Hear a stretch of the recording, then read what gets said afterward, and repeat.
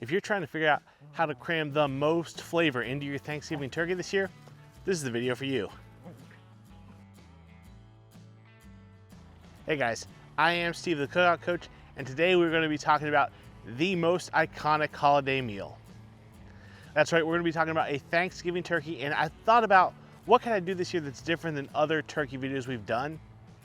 So today we're going to cook our turkey on our Gravity 980 Char-Griller smoker. And I'm going to try to use as many tricks as I can to cram absolutely the most amount of flavor we possibly can into this bird. No need to describe anything more than that. Let's get into this thing. So to begin with, I've got an 18-pound butterball turkey. I'd like to be somewhere in the 12 pounds, but 18 will do just fine. So the evening before the cook, after this bird has had plenty of time to thaw in the refrigerator, we're going to break it out, remove the neck and the giblets from inside of it, and today we're going to mix up a batch of Cosmos Q turkey brine, just straight with the instructions on the package. So 1 cup to 1 gallon of water. Now if you've got a brine bucket, that's a great thing to use here. I do have a small cooler, so that's why I'm going to put this turkey breast side down in it. Now you can see the 1 gallon mixture isn't quite enough for this turkey. Now if you want to, if you don't want to use any more brine, you could put ice cubes in Ziploc bags so they don't dilute your mixture and put them in to displace more of the water to raise it up. I'm just gonna mix up another gallon of the brine, and that seems to be enough to get clear up right to the spine of the turkey. All the important stuff is in the brine. We're gonna follow the instructions on the package, so 1 hour per pound, so in 18 hours, we'll see this turkey again. Fast forwarding to the day of the cook, we've got our turkey out, it's ready to go, but we're gonna pump a little bit more flavor in it using some Cosmos Q original chicken injection. The only part where I'm ad-libbing any is I'm using unsalted chicken stock to try to push more of that collagen-y, buttery, fatty flavor right into the breast, especially where it needs it. Now this turkey will actually take up a surprising amount of injection. So I mixed a full 16 ounces here, and we put almost all of it into the breast, the thighs, the legs, even the wings. We've got it, there's no point not to use it. We're not going to oversalt this turkey with this, trust me. One thing I like to do, it's not necessary, is I like to take off the back where they've got the legs tucked into the skin. I like to take that tail section off just for presentation purposes. If you want, you can truss the legs up. I usually don't. It's all up to you. Now to season this up, we're going to use some of Cosmos Q Clean Eating Southern Chicken Seasoning. This is a great poultry seasoning. It's fantastic. Smells great. Passes the smell test for me. On turkey, a lot of it's about aromatics, and this is great. And to give us that nice color and a little bit of sweet, we're going to use some Honey Killer Bee. Now, if you're having a little bit of a hard time getting your rub to stick because that time in the refrigerator has dried that skin out like we want it to, I like to hit it with a little bit of this Parquet spray butter. It's basically a butter-flavored oil, but it's going to help the rub stick, and it's also going to help the skin crisp.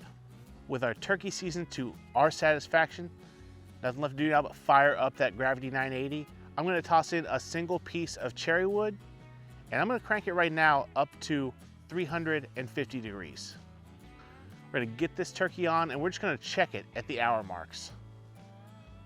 I anticipate this cook taking roughly 3 hours, so no need to put a temperature probe in just yet. We'll just let it go. We'll keep an eye on it. Right now, we're just looking to try to make sure the color is right. At the 2 hour mark, we're gonna go ahead and spin the turkey. This Gravity cooks extremely even, but just to make sure there's no harm in rotating the bird, we're gonna go ahead and get a temperature probe into the deepest part of the breast as well. You gotta remember that turkey isn't done until it reaches 165, and we really wanna make sure we get that right on such a big piece of meat.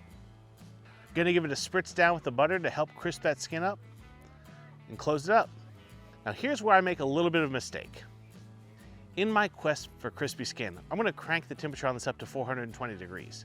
While it's got a while to go, I got a little bit too cavalier with this temperature.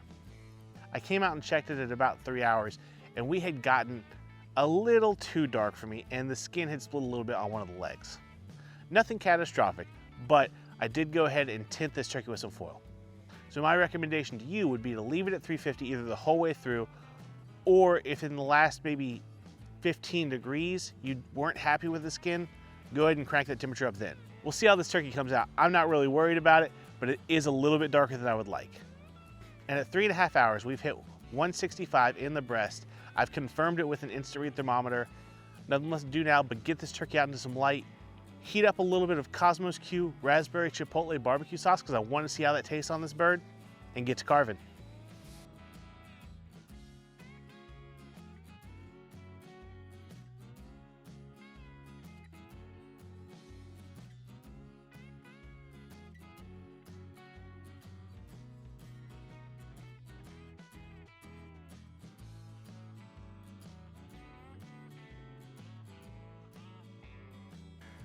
Okay guys, here we go. The turkey got a little darker than I wanted, but it's still juicy. We're gonna give it a try. First, just plain turkey, then with that Cosmos raspberry chipotle sauce. So here we go. All right, 1 second, here we go. Round two. And we gotta try a little skin too, right? Okay, so first we're gonna address the obvious. This turkey got a little too dark and I had to shield it, and I found out later than I would have liked to. I tried to do this turkey like I do on the acorns. What I didn't account for is the gravity has much more convection. It moves a lot more air than a Kamado does.